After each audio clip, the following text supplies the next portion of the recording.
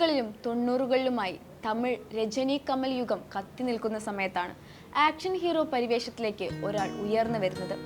1979 എനിക്കും ഇളമൈ എന്ന ചിത്രത്തിൽ വില്ലനായി അവതരിച്ചയാൾ പതിയെ നായകനായി അദ്ദേഹത്തിന്റെ താരപദവി അരക്കിട്ടുറപ്പിച്ചു. 1981 പുറത്തിറങ്ങിയ സട്ടം ഒരു ഇരുട്ടറയാണ് നായകൻ എന്ന നിലയിൽ അദ്ദേഹത്തിന്റെ വാണിജ്യമൂല്യമുയർത്തിയ ആ ചിത്രം. അതെ, വിജയകാന്ത്.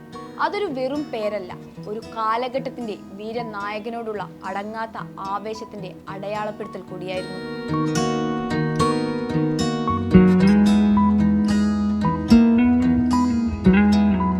മേൽപ്പറഞ്ഞ പോലെ രജനി കമൽ യുഗം കത്തി നിൽക്കുന്ന സമയത്താണ് അവരോട് കട്ടയ്ക്ക് പിടിച്ചു നിന്ന് തൻ്റെതായ ആരാധക വൃന്ദത്തെ അദ്ദേഹം സൃഷ്ടിച്ചെടുത്ത് അയാൾ തേരോട്ടം നടത്തുന്നത്. സമൂഹത്തിലെ അനീതികൾക്കെതിരെ ശബ്ദിക്കുന്ന ശോഭിക്കുന്ന നായകനായി അയാൾ തിരശീലയിൽ നിറഞ്ഞാടി. കുടുംബ പ്രേക്ഷകരുടെ ഇഷ്ടതാരമായി അദ്ദേഹം മാറി. താരമായിരുന്നെങ്കിലും ഒരു സൂപ്പർ താരമായി വിജയകാന്ത് മാറുന്നത് അദ്ദേഹത്തിന്റെ 100ാം ചിത്രമായ ക്യാപ്റ്റൻ പ്രഭാകറിലൂടെയാണ്. ഇന്നും തമിഴിലെ ക്ലാസിക് ചിത്രമായാണ് ക്യാപ്റ്റൻ പ്രഭാകർ അറിയപ്പെടുന്നത്. ഈ ചിത്രത്തോടെയാണ് ക്യാപ്റ്റൻ എന്ന് ആരാധകർ അദ്ദേഹത്തെ വിളിച്ചു തുടങ്ങുന്നത്. 100ാമത് നാൾ, വൈദേഹി കാത്തിരുന്ന നാൾ, ഊമൈ വിഴികൾ, പുലൻ വിസാരണை, സത്രിയൻ, കൂലിക്കാരൻ, വീരൻ വേലുത്തമ്പി, സിന്ദൂരപ്പൂവെ, എങ്കിൾ അണ്ണ, ഗജേന്ദ്ര, ധർമ്മപുരി, രമണ തുടങ്ങിയ ഏതാണ്ട് 154 ചിത്രങ്ങളിൽ വിജയകാന്ത് അഭിനയിച്ചു. മാത്രമല്ല, ഒരു വർഷം 18 സിനിമകൾ വരെ അഭിനയിച്ച നായകൻ എന്ന തമിഴ് സിനിമയിൽ അധികമാർക്കുമില്ലാത്ത ഒരു പ്രത്യേകത കൂടി അദ്ദേഹത്തിന്റെ പേരിലുണ്ട്.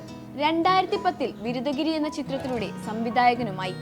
പ്രധാന വേഷത്തിൽ അവസാനമായി എത്തിയ ചിത്രവും ഇതുതന്നെയാണ്. ഇതിനിടയിൽ പതിയെ രാഷ്ട്രീയത്തിലേക്ക് അദ്ദേഹം ചുവടുമാറ്റി. 1952 ഓഗസ്റ്റ് 25 തമിഴ്നാട്ടിലെ മധുരയിലായിരുന്നു വിജയകാന്തിന്റെ ജനനം. വിജയരാജ് അളഗർ സ്വാമി എന്നാണ് യഥാർത്ഥ പേര്. KN അൽ അഗർ സ്വാമിയും ശ്രീമതി ആണ്ടാൾ എന്നിവരാണ് മാതാപിതാക്കൾ.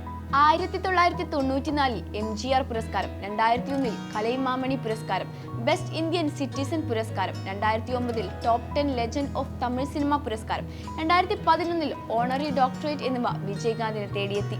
ഇന്ന് ഈ വിയോഗവേളയിൽ ആരാധകർ ഒന്നടങ്കം കണ്ണീർ വാർക്കുമ്പോൾ ആസ്വദിക്കുവാനും ഓർക്കുവാനും നമുക്ക് വിജയകാന്ത് എന്ന നടൻ സമ്മാനിച്ചത് നല്ല ഒരു പിടി സിനിമകളും പ്രിയപ്പെട്ടതാവുന്ന ഒരുപാട് കഥാപാത്രങ്ങളുമാണ്.